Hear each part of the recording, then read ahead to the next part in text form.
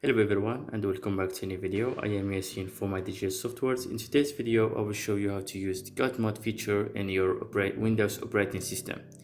If you didn't know, there is a feature called GodMode in your Windows operating system, and it exists in Windows 7 until Windows 10.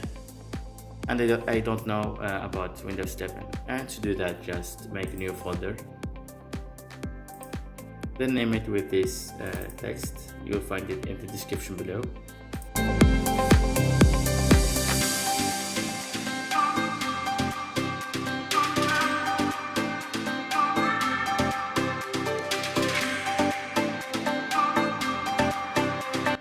And you will see this blank control panel icon, and when you open it, you will have all the settings in your system, and you can access them from one file in one place.